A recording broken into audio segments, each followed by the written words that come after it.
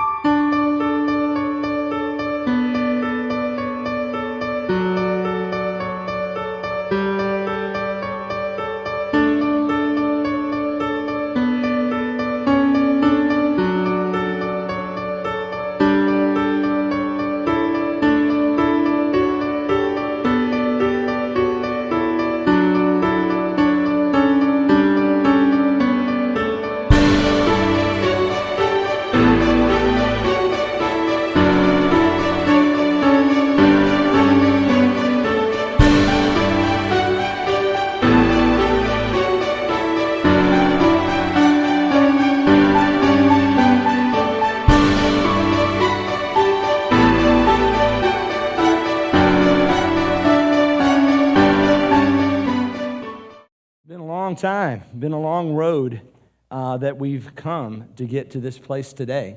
You know, I think 9 years ago, there was a picture. I was looking back through pictures of 9 years ago, and one of the ones I saw was my son, who I'm holding him at the first. We did like a family fun night for the community over at Fred Poppy Park. Used to be Palm Bay Regional, right? Palm Bay Regional. Now it's Fred Poppy. But he was just 6 months old when we started, and now he's, getting up to my shoulder and stuff like that. It's been a long road to get where we are. We've had some great times. We've seen a lot of people come to know Jesus over this time. We've been able to do a lot of really great things. We've partnered with churches. We've prayed for other churches. We've seen other churches come up behind us in our stead and keep rolling. We've become a part of the community. I remember when we started, no one knew who Bay West Church was. But now, when you say it periodically, oh yeah, over there, I know what you're talking about. And it's been interesting to see. I remember I talked with Jesse a couple of years ago, and he made the point. He said, the difference is now you guys have become a part of the community. Because people understand, they know that you are here. And I remember over the time just thinking about this over this last year, man, so much stuff that we've been trying to do to get ready to launch Bay West Church. As a campus of a church, it's totally different. Sometimes you don't realize that, but when you're linked with another campus, you're trying to make vision kind of, meld and be the same between two different scenarios. And it's a different thing from a leadership standpoint. It may not be so much from when you're in the pew, but it's a lot, or in the seat, but it's a lot different when you're leading. And last year we did a lot of preparation. Bruce came on, Valerie came on, helped us get to a point where we were ready to launch last September. And a year ago, we launched as our own church. And we've been working over this past year, gaining some knowledge. We've, finding some wins, some successes, some mistakes, some failures, rebounding, moving forward. We've seen new people come to our church. We've sent people out, which has been amazing to me. I was sitting over the last just couple of months, going back through all the people that we've sent out. I was thinking about just from our worship team, that are leading at other churches now. We had a young man that played periodically here and there and filled in with us, is now the leader at Elevation. Randy, who was our worship leader now, is at Grace Rockledge, leading. Josue, who came through here for a while, and we were able to pour into his life, is now at the outside church. Just continuing on. I could go on and on and on. And you think of a church this size, how many leaders would we send out? But the truth is we are not only affecting the area that we are and the people that we see, we have affected lives, and God has used us to affect lives that are now spreading out over our county and outside of our county as well. I think about when I look at, I did a thing a while back looking at our podcasts, and it was odd, because you can do like geographical data on your podcasts and stuff. And we started realizing how many countries have actually viewed our podcast. It's ridiculous when you think of a church that's not like thousands of people, but you can affect life. You can affect people's lives and change things for the better. And the truth is that when we started this 9 years ago. You know, our deal was not to come and just be a part.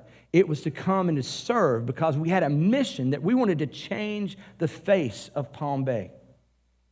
You know, Palm Bay, when we started this, Palm Bay was really depressed, and it still is. We still have some things that are going on in Palm Bay that need to be better. You know, we've seen some really tough things going on in Palm Bay. There's some real problems in our community.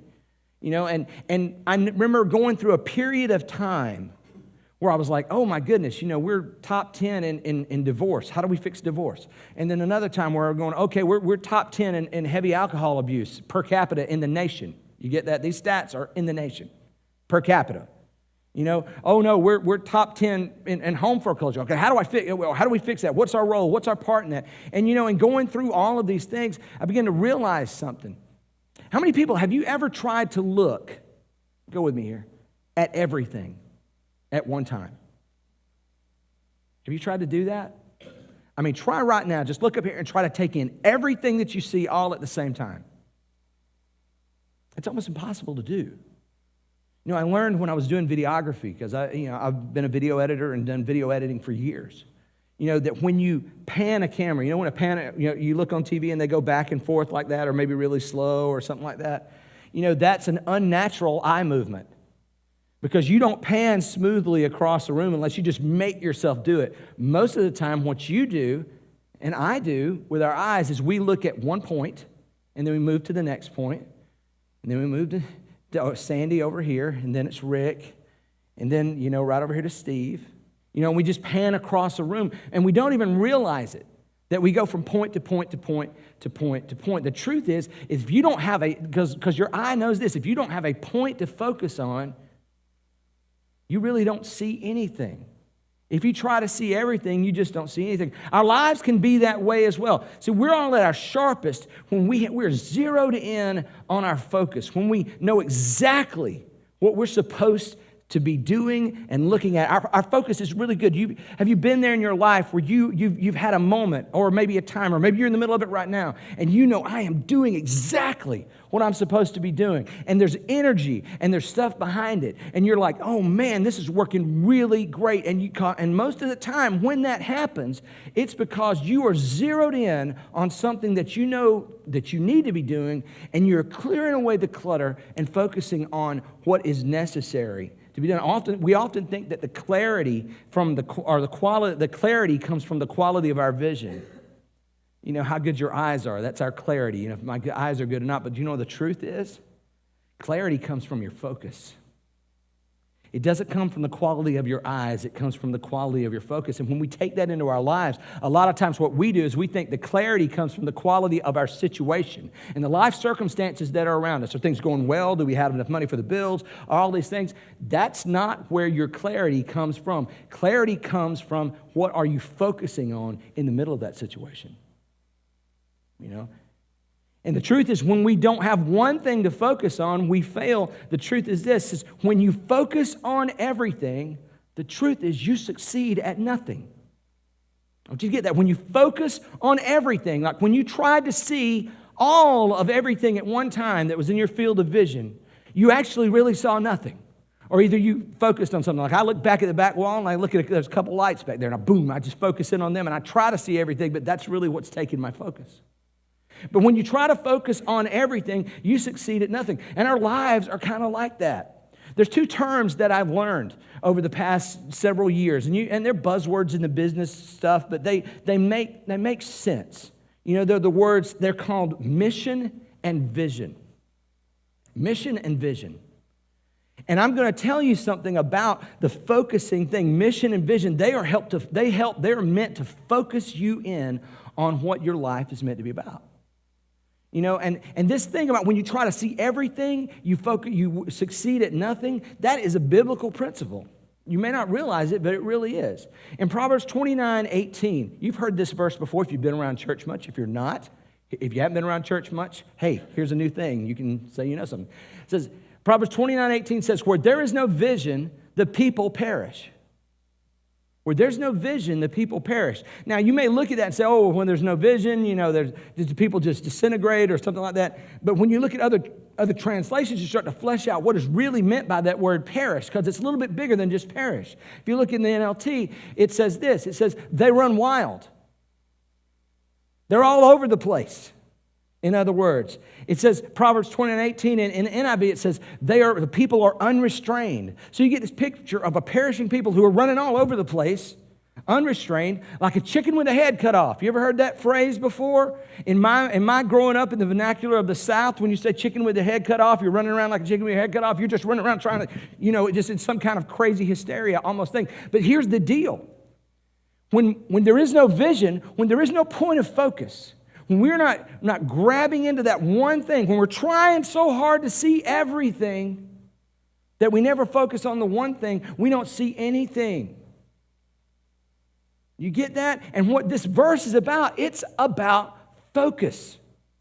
But when there's no vision, when there's no point that you have zeroed in on, you're running around trying to do everything, see everything, be the best at everything. And what you're going to find out is when you try to do that, most of the time you lose energy, you lose your place, and you don't really do well at anything. When you focus on everything, you succeed at nothing. When you look at everything, you're unfocused. You have no point. When you have no point to live, you're wild, unrestrained, unfocused, you ultimately perish. And what I want to look a little more closely today is those two words that I talked about that helps with focus is mission and vision. Okay, and I'm going to define those. So you may have your own definitions of them, but for today, I'm going to define them in two ways. And these are things that you need to employ in your life, in your personal life. We need to employ in the life of our church to be able to do what God would have us to do. Mission is this. A mission is the big reason that you are here. The mission is the big reason you're here. It's the one thing that if you don't do anything else, everything in your life has to be about this. There's one big reason. A lot of us, we may have a lot of different missions in our life. Parents, you may have the mission right now. You may think, okay, I've got to get the kids out of the house. I've got to get them, everything is about that. We've got to plan the right things and the right educational opportunities, and we've got, paint like, cool looking, math problems on the wall so that when they walk down the wall, they just are absorbing math, and so that they'll become one day, or we got pictures in there of what they want to be, and we have inspirational quotes down the wall. I'm not doing that. I promise you I don't have any of that at my house, but there's some hyper people that probably do. And they're focused in on this mission. Now, here's the problem with mission. If you choose the wrong mission, remember the mission is not supposed to change. If you choose the wrong mission and all of a sudden it runs out, where are you left? The truth is, as parents, we can be that way. We can be so focused on our kids and how they do things and what they get them to do and get them to do here and there, but there's going to come a point where that mission kind of runs out. They're going to be leaving the house. Some of you are looking at me going, no, they're not. They're just going to circle back, and they just keep coming back, and that's what they do. Oh, no, at some point, they will leave the house, and you will move from authority to consultant. At least you should in your home, and you become more of an opinion person, and they call you and ask you for opinions, and how would you do this? And I think this would be a good strategy, and they'll probably take some up, and sometimes they won't, and sometimes you'll know exactly what they need to do, and all you can say is, well, I kind of think you should do this. That's a good thing, and they're not going to do it, and you're going to have to pick up the pieces after they fall on the ground, and that's kind of how it works. Because you are not the authority anymore. You're training right now. God has given you authority over them to help them as they leave the nest to do well. You want to send them out with the right vision, the reason to be here, the right mission, the big reason that you're here. Now, vision is different. Now, mission is the big reason that you're here. Vision is how you intend to accomplish the mission. You got to think about that. The mission is why you're here. It is your life's purpose. It is why you do everything you do. But the vision is how you intend to accomplish that mission. What is that going to look like when you're doing it? And you may not believe it or not, but I've seen, as reading through Scripture, I've seen that Jesus was invested in these two concepts. And so often, and I've told you so many times, we read through the Word and we read through the Bible, and God wrote that through 40 authors spanning multiple continents, multiple generations. There were leaders and kings all the way down to poor farmers contributing to that. It's amazing the seamless message that goes all the way throughout it. That's amazing. to me, to God to be able to speak through so many people in so many different circumstances and cultures and time periods and create this seamless message that runs throughout. But what God did is in creating that document, putting those things together, that is there, it's set, and it's for us, and it's meant to speak to all these cultures and all these time periods and across technology and all these type of things. He had to be very picky with the words that he used. And so a lot of times when you find something in God's word, it's in the little phrases that you think are just like a throwaway phrase getting you to the next part of the story. But don't sleep on it. You know, Jesus, he had a mission statement, and he shared that with us. You know, Jesus. There's a story in Luke 19 where Jesus comes to a little town, right? It's at the height of Jesus' popularity. And you may know this when I get to explain it to you. If you don't, that's cool. I'm going to share it, and you'll know what's up. So as you go through Jesus coming to this little town at the height of his popularity, and he would come into the town, and all the people would hear him coming, and they would just pile up and stuff. And in this particular town, there was a little guy named Zacchaeus. Now, Zacchaeus was kind of a little short dude that we know, and he was not well liked because of his job. His job was a tax collector. And it's not just his job. You have to understand, in that day, we don't really like the IRS and stuff right now. It's not just the most awesome thing. I had a friend one time who was an IRS agent. He just didn't like to tell people that he did that, you know, until they knew him and stuff like that. But back in the day, it was even worse because the way that they made money was that they defrauded the people. They would be a tax collector for the Roman government, and they would say, okay, you know, the Roman government would say, hey, you know, Hal right here owes $10. Okay, and Zacchaeus would go, okay, $10? Well, come on, bring me some soldiers, and I'll go get it. And he goes over to connect, and he says, Hal, you owe $17. You know, and he would take the 17, put it in his pocket, and he would give the 10 back to the Roman government. And the Roman government didn't care as long as they got their money, but all the people knew what was happening. And what you knew about Zacchaeus, it tells us in the scriptures that he was a rich tax collector. So he did it a lot, you know, and it ticked everybody off. And what he did when people came in, Jesus came in to the city, and all the people lined up on the roads, and they wanted to see it. And Zacchaeus was short, and he couldn't see. And he got up in a tree, you know, to see Jesus over the crowds as he came in. And to his surprise, Jesus walked right through all of the crowds, right up to the tree that he was in, looked up, called him by name, and said, Zacchaeus, I got to go to your house today. We got to talk. Blew everybody away. Because here's this jerk that's stealing from everybody. Why in the world is like the holiest man alive? Why is Jesus the one we look into for wisdom and connection to God? Why is he going to hang out with this sinner? And you see at the end of the story, Jesus says this in verse 10 of chapter 19. He says, for the Son of Man came to seek and to save that which was lost. For the Son of Man came to seek and to save the lost. Now that was Jesus' mission statement. If you look at everything that Jesus did when he was there on earth, the reason he was there on earth was about this. The Son of Man came to seek and to save the lost. The lost, who's that? That was all of us who didn't know Christ. We didn't know him. And it was easy to find. It was easy to seek those because nobody really knew Jesus. He had to go out, he was hitting the ground, and that was it. And we were all separated from God because of our sin. You, me, everybody. We've all done something wrong, and we've been separated from God because of the choices that we make. Now, what he did, he came to seek not only the lost, that was all of us. He came to seek the lost. And what he did, he had to actually actively go out and find people. I love it in that story, even though everybody was lining up to see him, he went to the person that was the farthest away from him. How many times do we go to the person farthest away from Christ when we seek people? But he went away. He went to the person that seemed farthest away, and he went to that person, and he brought to save them. You know what that means when you're talking about saving? It means that he came to restore that relationship. Because what had happened is when you and I sin, when we choose our own way, we break our fellowship with God. It's a thing. It's weird. You know, now there's problems, and you know, you've had a weird thing with people before in your life. You know that you've said something or they've done something, and there's a broken fellowship there. You know, you can't really be in the same room about them. There's an elephant in the room. You don't want to talk about it. There's a problem. You may have called them before when something happened to you, but now you just don't really want to because there's this thing between you two. Well, see, that's what sin does between us and God.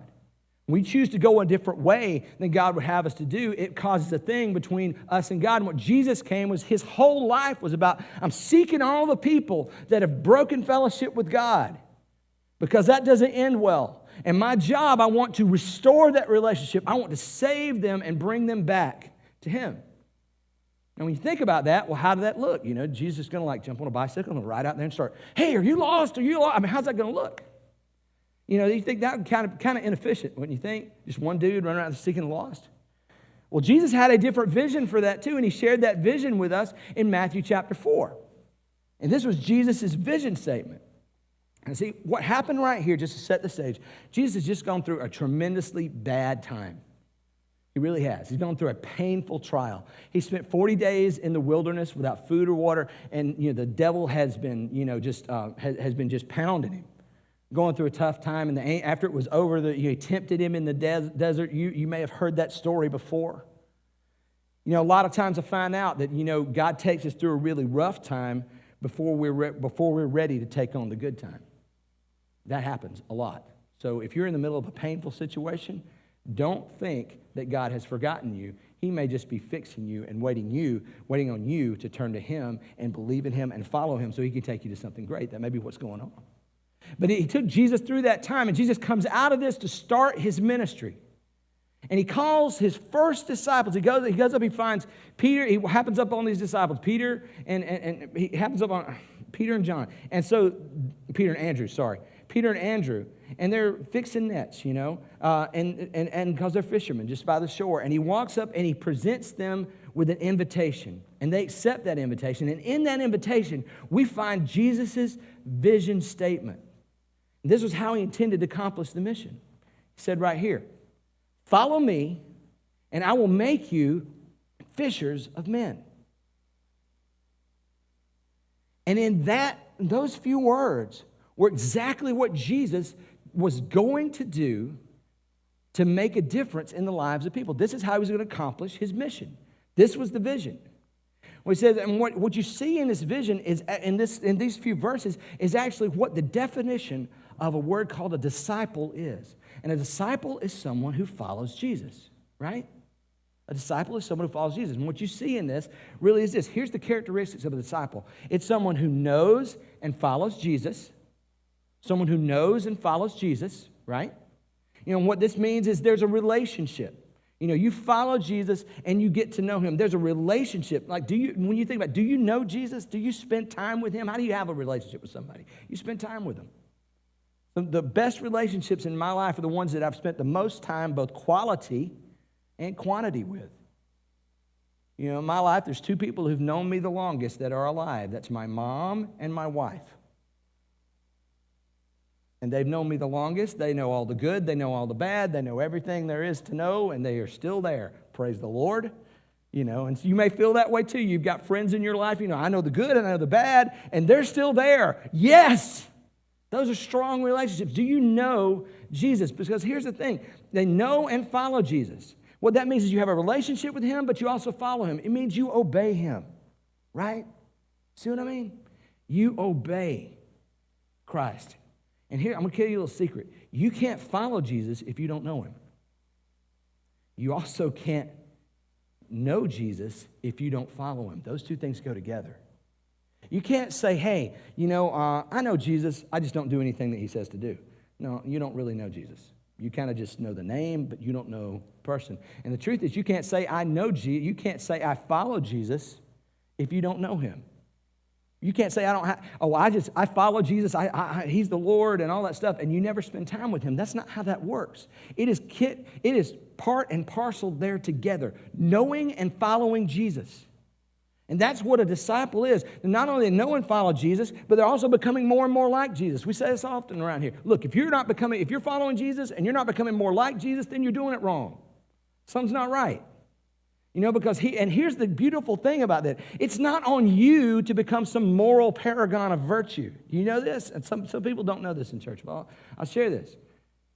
It's not your job to become an awesome picture of Jesus. That is his job. Your job is to follow him and to know him. And in that relationship and that fellowship, he will change who you are from the inside out. And it'll be amazing what he does for you. From the inside out, that's his job. And not only do we know and follow Jesus, but they're becoming more and more like Jesus, But he does something interesting. You lead others closer to Jesus. People who don't know Jesus and people who do know Jesus. That's part of what happens when you are a disciple. You know, because the popular phrase is this: disciples make disciples. That's what happens. If you're following Jesus and you know Jesus, you are going to be leading people closer to Jesus. That's part of what's up. It says when you submit to Jesus, it's not that he will give you a job, but he will change who you are. He will make you what he becomes. He will make you a fisher of men. In other words, he's saying, just like it says, it's not my job to become more like Jesus. Jesus is going to change me as I follow and I submit to Jesus. Jesus also gives me a new title and a new job and a new foundation for my life. I become a fisher of men. In other words, my whole thing, Steve, it's like with Steve. You're not a cabbie who happens to know Jesus. You're a fisher of men who does it by being a cabbie. You're a fisher of men who plays guitar. You're a fisher of men who's a teacher. You're a fisher of men who works in retail. You're not someone who works in retail who happens to be a Christian. The foundation changes when you know Jesus. And this is the baseline of who you are. Everything springs off of that. I'm a fisher of men. And how I do that, the vision of how I do that is where God has placed me in the area of my life and the tasks that I go and the people that I know and the places that I visit. All of those things are part not of my life, but of finding people seeking and saving the lost. And that was Jesus' intentions. I'm going to make you these fishers of men. I'm like people in person, because the gospel is transmitted interpersonally.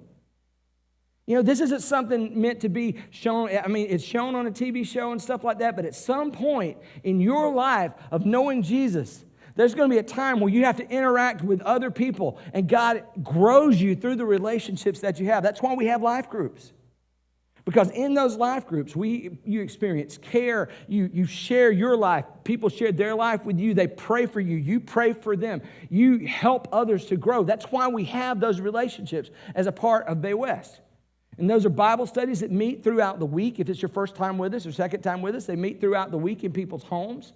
You know, you can find out how to get in one back there at the help table in the back corner over that way after the service. Yeah, Jill raising her hand. You know, that's why we have those things. Because part of that is coming together because the gospel is translated personally. But see, those were, what I've just shared with you, that was Jesus' mission statement, the reason he came on this earth and then he left. And he's going to come again, praise Jesus. And then that was his vision statement, what it was going to look like. He said, I'm going to reach the world, seek and save that which is lost, by making everyone that knows me, giving them the mission to do the same thing. And then when he died, he died on a cross. You know, he rose again. And as you know, if you know much about, been around church much or whatever, he went back to heaven to be with God. And he'll come back again one day to get us. But here's the thing. When he was leaving, he left us a vision statement. You see, Jesus was passing on his mission to us. And in Matthew chapter 28, he gave us both. It's really kind of a mission and a vision statement. And it's Matthew 28, 19 and 20. It says, therefore go and make disciples. It's right before he left. He's telling them, he reached out to all, he looked at the disciples that were there, and for everyone in the future said, look, therefore go and make disciples of all nations, baptizing them in the name of the Father and of the Son and of the Holy Spirit, and teaching them to obey everything I have commanded you, and surely I'm with you always, to the very end of the age. And then what he's saying is, look, I'm giving you a mission and a vision, and this is for you until the end. This is it. This is the mission that I have for you. This is what I want you to go make disciples. How do I want you to do that? I want you to baptize them in the name of the Father and the Son and the Holy Spirit. I want you to teach them to obey all the things that I've told you. Not because I get on it, because it's the best for everyone and it honors God, teaching them to obey everything I've commanded you, and surely I'm with you always. And this lasts to the end of the age. This is from the minute you accept Christ, moving forward, this becomes your mission. That becomes your vision. And we begin to fish for men on an individual basis. I've always said if the church would ever activate in that manner, and each of us individually realize that that's our mission in life. It's not, I'm a substitute teacher. And I go to church and sort of make disciples. No, I make disciples, and the way that God made me to make disciples is that I'm a substitute teacher, or I'm a computer tech, or I'm retired, or I work in retail, or I work at McDonald's. You know, see, here's the thing. I read a word, I don't know if you guys saw this last week, but there was an actor, anybody used to watch The Cosby Show way back in the day? Some of you older guys like me, us older people, we watched The Cosby Show. And there was an actor on The Cosby Show, and now he's not working as much. That was back in the 80s. And he's gotten older, and he was working at, his name is Jeffrey Owens, and he was working at Trader Sam's, trying to support his family because he didn't have enough work to support them at this point. So he was taking a side job, you know, and he's teaching and supporting his family there. And somebody found him, and they tried to shame him because of the job. Right? And like, I took a picture of him and put it out on Facebook, or I put it out on social media, like, oh, look, you know, here's Jeffrey Owens, you know, he was Irwin, you know, back in the day. Was it Irwin? I think. Is that right? Whatever. Anyway, Who? Alvin? Something like that. Maybe it was Alvin. But anyway, so he was back in the Cosby Show back in the day, and now here's this famous guy, and he's having to work as a cashier at Trader Joe's. You know, and there was a whole lot of backlash because people started to try to make fun of him about that, and then people started sticking up for him, saying, look, he's trying to feed his family. There's nothing wrong with that. Here's the deal. You know, and people are talking about jobs, you know, they don't, you know, that you're trying to work and you're trying to do what you need to do. That makes the job important. I'm going to tell you what, there's another level that makes the job important. It's when you accept the fact that your mission is to make disciples. And wherever you are and whatever you do, that is how you are to make disciples. That God himself, the creator of the universe, has sent you on a mission. And your job and your home and where you live and the car that you drive and the convenience stores you stop at, all of those things are ways that God has put in your life to try to cover the earth and reach people for Jesus. It takes the onus off of how much money you make, and it puts it on the value and the mission and the vision of what you do. And it takes any job and any situation and any life experience or whatever, and it raises the value to that because God has given you that to go on a mission that will change the face of the planet and eternity. And God has handed that to us. That's what Jesus put in our hands. And what's so sad is sometimes I feel like that we get to a point in our lives that we don't realize that this is our mission. We blow past it and we think it's the church's mission. Yeah, it is the church's mission. But you know what the church is? The church is you and me. It is our mission, you know, to do, you know, this stuff. And the tough thing with that when we get to our mission is sometimes I think we get a bad picture. Anybody ever watch the movie What Women Want? Anybody watch that? Okay. All right, I'm just going to be straight up. Okay, there's few chick flicks that I will watch on my own. One is The Cutting Edge, and I've rented it by myself to watch it before because it was cool. And don't judge me. The other one is like What Women Want. I watched that. And there's one, you know, and I don't know if you know the plot to the movie. If you don't know, I'll bring it in. It's like Mel Gibson is starring in it, and he's this real chauvinistic, jerky, you know, ad guy, you know. And through the movie, he has an accident with a toaster and a tub, and you know, and he wakes up and he can hear the thoughts of women. And first he's shocked because he's like, okay, I mean, I thought they thought I was awesome. And he's realizing he's hearing the thoughts, so they think I'm a pig, you know, and all stuff like that. You know, and so you go through this journey of him realizing who he is and changing who he is. And one of the great aspects of that movie is he begins to mend a relationship that he had with his daughter, who's a teenager,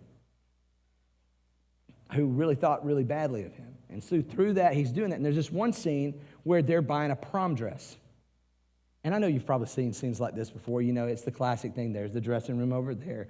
And he's sitting in the chair. And she comes out and models a prom dress. And he's like, no, maybe not, no, you know. Comes out and models the dress, you know. Oh, no. That shows too much. You know, put something on that. That's not going to work. You know, and finally they come to a scene with the prom dress.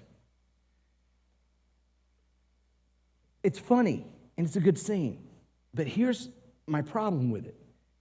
As I was watching it one time, I was sitting there thinking, you know what? I think that's kind of how we do God sometimes with our mission. I think sometimes we sit in a chair and we expect God to come out of the dressing room wearing a really cool mission for us to wear. And we look at it and go, no, not my color. Go back and get another one.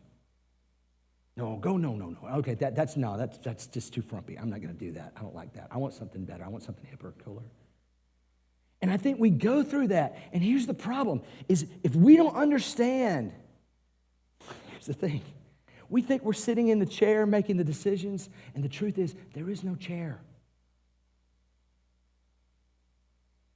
There's no decision and evaluation for me to make. God presented with this mission to me, and I need to say, I will take it. And until I am in that submissive part where I say, God, I'll do what you say, I'm always going to struggle in my life to do the things that God wants me to do. Because there's no chair of evaluation, no matter how much we would want there to be one. And so what God says to us, what we have to do, the first thing we have to understand to make our lives to be the valuable parts that we need for it to be is, one, we have to accept that mission. And then in our mission, as a church, we need to accept that mission, both individually and as a group. And our mission will be this. One, we're going to go. We will go. That means wherever you go on your place, wherever you run, wherever you work, you go there not tomorrow, today, to the restaurant. You don't go there as I'm going to eat and then just have a good time. I am going there to make disciples. And I'm going to see how God takes me through that. I'm going to go to work tomorrow, to not just accomplish my job and draw a paycheck. I'm going there to make disciples. How do you want me to do that, God? We're going to go in that way, but we're not only going to have to go in that route, we will go as a church to places that we don't normally go. You know, I've told you the story before. The reason really that the Lord used to get me back on track with Him was because I was in a fraternity and there were no Christians in that fraternity, and two guys that were Christians joined the fraternity simply because there were no Christians in it, and they shared Christ with me and brought me back to Christ, taught me how to have quiet time and spend time with the Lord, and that's how I became, how I ended up here today. Really goes back, to those guys. And because they made a point of going somewhere that was a place of need simply because it was on the mission. Sometimes we have to do that. Here's what I want to challenge you to do in the next year in the area of go. I want you to find something that you add to your life or something that you look that's a part of your life that you've never considered that part of your life to be something that God can use. And I want you to reapproach it or join it in some way simply for the point of making disciples, building relationships with people to help them know who Jesus is, not so you can be awesome and amazing, but so that you can further the mission of Christ and see what God does in that. The other thing is we will make disciples. That's our other point. We will go, we will make disciples. We're going to invest ourselves not only in sharing the gospel, but we're also going to invest ourselves in training people in the gospel. One of the ways that we can invest ourselves in making disciples and also in going, we have some partnerships with things, and we're going to be sharing some more things about that in the upcoming weeks that we're going to be going as a church. But we need to learn how to share our faith. If you don't already know, we have some great people that know how to do that, and we'll be hearing some more things about that in the upcoming weeks for us to be a part of. But we will make disciples, and we won't just share our faith. We're going to teach people how to walk in our faith. That's why we did one-on-one with God. Back in the spring, we had a one-on-one with God conference, and we started taking people through a study called One-on-One with God. And basically, it's designed at the end of it to be you and God and the Bible, and that's how you feed yourself, and that's also how you teach others.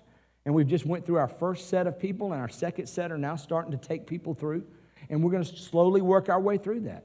Now, that program is how that way to do it is how we have it. We're not going to down the cross of a method. That's how we have. There may be there's other methods to do that, but we're not going to pick at the method. We're not going to sit in the chair of evaluation and say, no, we can't do that. If that's not what God has put before us, God may bring something else out for you, and you go do it. But we're going to make disciples. We will go, we will make disciples, and also we will teach what God has taught to us. Now, that's a tough one for a lot of us because we feel like before I can teach anything, I've got to be an expert. I'm going to tell you something. There was a great commercial that used to be on TV, and you may have seen this ad campaign. It was for foster parents, and the tagline was great. It says, "You don't have to be perfect to be a perfect parent." And they would usually have it'd be a funny commercial, and the dad would do something really stupid, or the mom would do something really just trying to help, and it's not really, my kids know that. I try to help sometimes, it's not really, and stuff like that. But you don't have to be perfect to be a perfect parent.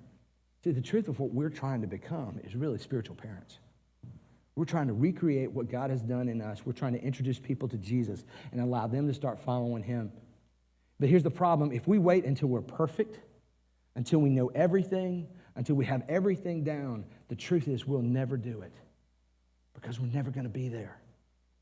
You just start. And here's the secret. When you start on the mission of God, God changes you in ways you never thought that you could be changed.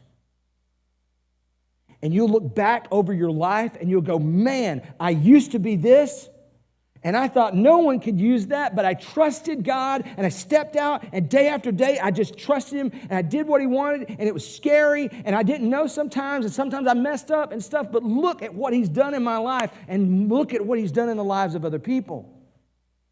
And could you imagine on your street, in your block, the neighbors next to you, what if God began to change you? And it became the topic of conversation with them. And as you talked, it wasn't about the yard. It was about what's going on in your life. And you shared with them what God was doing for you. And you started showing them how they could meet Christ, how they could follow Christ. And you helped them learn how to study the Word. You helped them learn how to apply those principles to decisions in their lives. And God did it, and you didn't know how to do it beforehand. You're on the fly, and God is dropping it and downloading it into you, and your neighbors begin to change. And what if you're at your work, and you got that jerky employee who just won't let up, and they're so frustrating, but God leads you into a project with that person, and you're having to work with them, and you're sharing how God's doing in your life, and you're treating them with kindness, and when everybody else treats them like a jerk because they're being a jerk first. And they begin to go, why in the world do you treat me this way? And you can tell them, hey, it's because Jesus told me, and he treated me because I was a spiritual jerk greater than anyone else, and it was horrible, and God saved me anyway, and I can make a difference in their life. And you see that person because, well, I would like to do that too, and I will follow Christ. And you teach them how to do that, and you start seeing the people in your work start going, what happened to that dude? He's not the jerk anymore. He's nicer than I am. And they begin to see, and you begin to share. This is what happened. I introduced them to Christ, and that begins to happen in your workplace. What if it happens in your classes? What if it happens in the places that you go to socialize? You see, that is how we change the face of the world.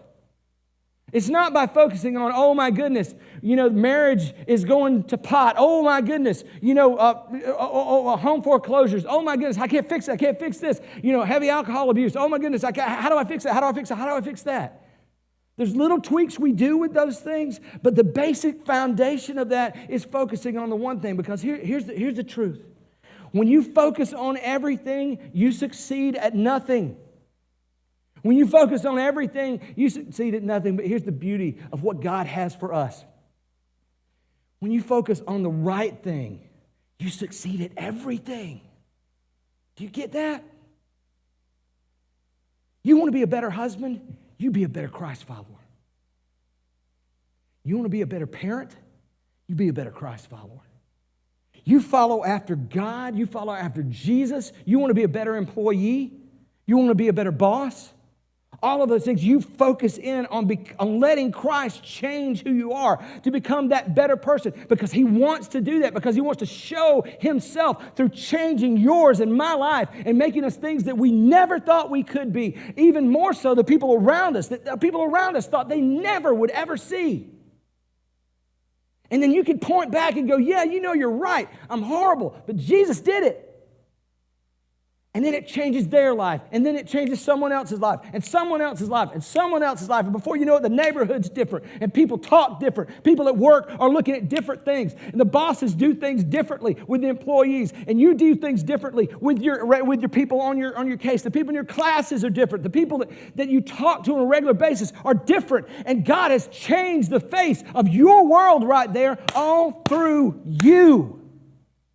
By focusing on one thing. I will focus on the mission. I will follow Jesus, and he will make me fishers of men. And that's our vision for how we change this world. It's not going to be some massive thing that we do standing on a stage. It's going to be from the lives of people, one after one after one. And everybody, no one is too poor or too pathetic or too away from the Lord. Once you give yourself to God, the minute you've been a Christian for a day, you've got a day's worth of something to share with somebody else. And God just keeps adding to it. No one's incapable. No one's an underperformer, but you can be successful and make a change in the world that we have. In that way, when you focus on the right thing, you succeed at everything. Now, what we're going to be doing over the next few weeks, is some really important things. And I want everybody here, I want you to, if you're first time with us and you're still checking us out, it's all cool. I know how that goes. But for our regular members and attenders, and anyone that I want all of us, if you're listening on Facebook Live this morning because you're sick, I hope you're going to be well next week and be back here. But for the next 6 weeks, I want you to commit to be here. Because we're going to go through a series called Recalibrate. We're going to deal with 6 crucial calibrations in your life and in my life that will change your life. And hopefully change the face of Palm Bay and the world that you walk in every day. Starting next week, 6 of these. And you may say, I don't even have a relationship with Christ Jesus. Well, I'm going to tell you right now, if you don't have a relationship with Jesus, here's what I want you to do. When this service is over, what you do is on that card that you have by you, say, but you'd like to know Jesus? Say, I would like to accept Jesus today. We will get with you. We'll talk with you about that. You can grab Bruce. You can grab me right after the service, and we can talk with you about that. But that is the vision of where we're heading. Every member on mission. See the mission. Be the vision. And see what God can do in our world right here. Thanks for being a part of Bay West today. Bay West Church meets at 100 Emerson Road in Palm Bay at 11 a.m. on Sundays. Please feel free to check us out at baywestchurch.org, or you can follow us on Facebook at Bay West Church.